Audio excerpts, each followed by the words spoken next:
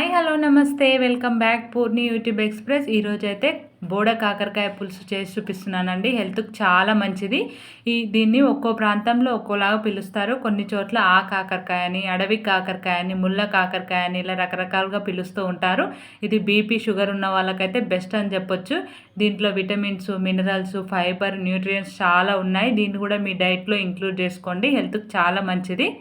దీనికోసం నేను 1/2 కేజీ బోడ కాకరకాయలను తీసుకొని శుభ్రంగా 2-3 సార్లు కడిగి తీసుకోండి.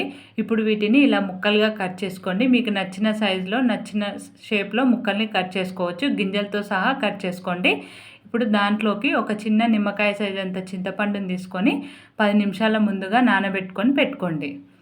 ఇప్పుడు స్టవ్ వెలిగించుకొని ఒక కడాయి పెట్టుకొని దాంట్లోకి 1 టేబుల్ స్పూన్ దాకా ఎండు కొబ్బరి ముక్కలు, 1/2 టేబుల్ స్పూన్ మెంతులు, 1/2 టేబుల్ స్పూన్ జీలకర్ర వేసుకొని వీటిని దోరగా ఫ్రై చేసుకోండి. ఈ ఎండు కొబ్బరి ప్లేస్లో మీరు నువ్వులు కానీ పల్లీలు కానీ తీసుకోవచ్చు. ఏ వేసుకున్నా బాగుంటుంది. మీకు ఏవి అవైలబుల్గా ఉంటే వాటిని వేసుకోవచ్చు. ఇవి దోరగా ఫ్రై అయిపోయాక వీటిని ఒక ప్లేట్లోకి తీసుకొని ఇవి పూర్తిగా చల్లారాక వీటిని మిక్సీ జార్లోకి తీసుకొని మెత్తని పొడిలాగా మిక్సీ పట్టుకోండి. ఇప్పుడు అదే కడాయిలో 2 టేబుల్ స్పూన్ల ఆయిల్ని వేసుకోండి. 1/2 టేబుల్ స్పూన్ పోపు దినుసులు వేసుకోండి. అలాగే ఒక రెబ్బ కరివేపాకును వేసుకోండి. అలాగే ఇందులోకి ఒక మీడియం సైజు ఉల్లిగడ్డని ఇలా చిన్న ముక్కలుగా కట్ చేసుకొని వేసుకోండి. 2 పచ్చిమిర్చిని ఇలా పొడవుగా కట్ చేసుకొని వేసుకొని వీటిని ఒకసారి కలిపి ఈ ఉల్లిగడ్డ ముక్కలు కొద్దిగా ఫ్రై అయ్యేంత వరకు వీటిని ఫ్రై చేసుకోవాలి. ఇవి మెత్తగా ఇలా ఫ్రై అయిపోయాయి కదా. ఇప్పుడు ఇందులోకి 1 టేబుల్ స్పూన్ అల్లం వెల్లిగడ్డ పేస్టు, 1/2 టేబుల్ స్పూన్ పసుపు వేసుకొని మొత్తం ఒకసారి బాగా కలపండి. కలిపి అల్లం వెల్లిగడ్డ పచ్చివాసన పోయేంత వరకు దీన్ని ఫ్రై చేసుకోవాలి. మొత్తం పచ్చివాసన పోయాక ఇప్పుడు ఇందులోకి మన కాకరకాయ ముక్కల్ని వేసుకొని మొత్తం ఒకసారి బాగా కలుపుకోండి. కలిపి ఇందులోకి మీ రుచికి తగినంత ఉప్పు వేసుకొని కలుపుకోండి.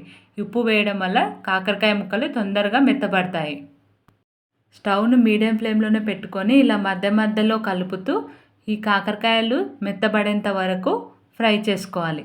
సీజనల్గా దొరికే కూరగాయలు కానీ ఫ్రూట్స్ కానీ మన డైట్లో ఇంక్లూడ్ చేసుకోవడం హెల్త్కి చాలా మంచిది. ఈ బోడ కాకరకాయలు ఎక్కువ వర్షాకాలము శ్రావణ మాసంలో ఎక్కువ దొరుకుతూ ఉంటాయి. కేజీ 200 నుంచి 300 దాకా ఉంటాయి. ఒక్కొక్క ప్రాంతంలో ఒక్కోలా ఉంటాయి. చూడండి మన కాకరకాయలు మెత్తబడ్డాయి కదా. ఇప్పుడు ఇందులోకి 1.5 టేబుల్ స్పూన్ల కారం, 1 టేబుల్ స్పూన్ ధనియాల పొడి వేసుకొని మొత్తం ఒకసారి కలిపి 1 నిమిషం దీన్ని ఫ్రై చేసుకోండి. 1 నిమిషం ఫ్రై అయ్యాక ఇప్పుడు ఇందులోకి మన చింతపండులో నుంచి రసాన్ని తీసుకున్నది ఇందులోకి వేసుకోండి. ఇప్పుడు ఇందులోకి ఒక పెద్ద గ్లాసుడు వాటర్ని కూడా పోసుకోండి.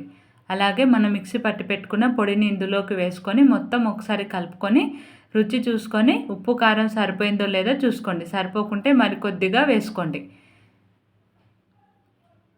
చూడండి గ్రేవీ కన్సిస్టెన్సీ అనేది ఇలా ఉండాలి. ఇలా వచ్చేదాకా వాటర్ని వేసుకోండి.